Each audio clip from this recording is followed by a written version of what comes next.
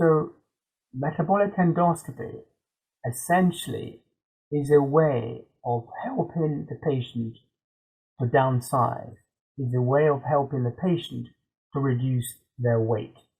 And presently, there are two procedures which we do, which can help the patient to downsize, which can help the patient to lose weight.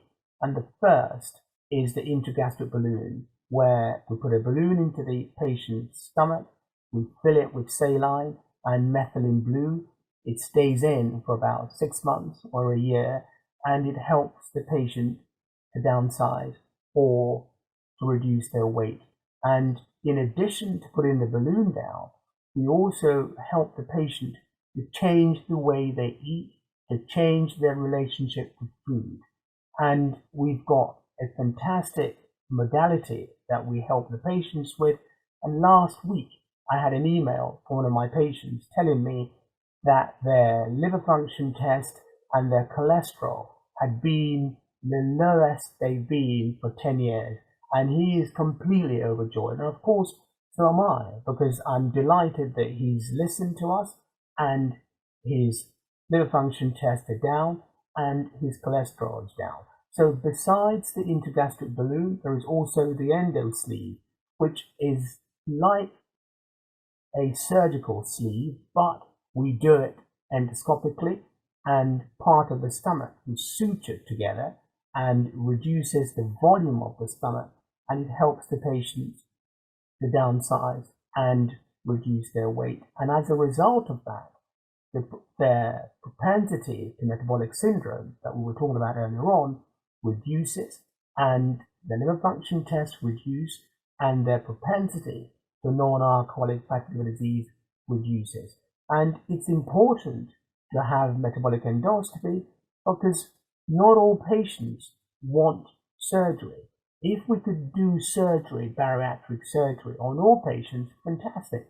But I have a lot of patients who do not want bariatric surgery. And as I joke with my colleagues, what do you do then? You tie them down and you force them to theatres? Absolutely not. You have to give them an option, and that's where metabolic endoscopy comes in.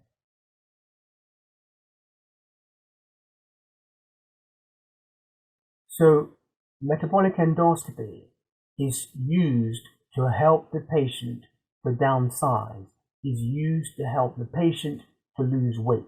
But the importance of it, as I was saying before, is that if we don't change the patient's relationship with food, if we don't change how the patient eats, then it works, but only for a short period.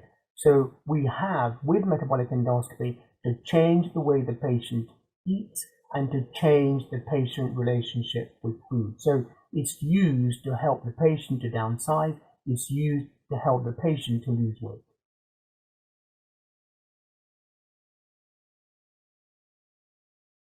It's effective because we now know that there is a magic figure of 10%. If you want the liver to try to regenerate itself, if you want the liver to lose the inflammation that it has, you need to get the patient to lose about 10% of their weight.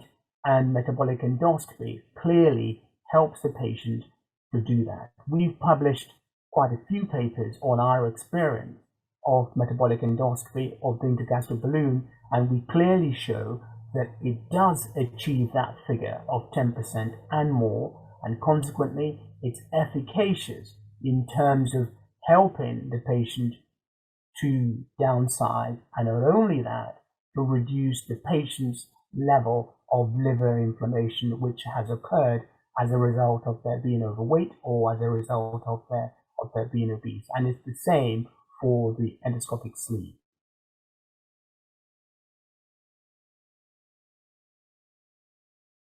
The ideal candidate for metabolic endoscopy would have to be somebody with a BMI greater than 30, and BMI is weight in kilos divided by height in meters squared. So the ideal candidate would have to be somebody who's obese with a BMI greater than 30.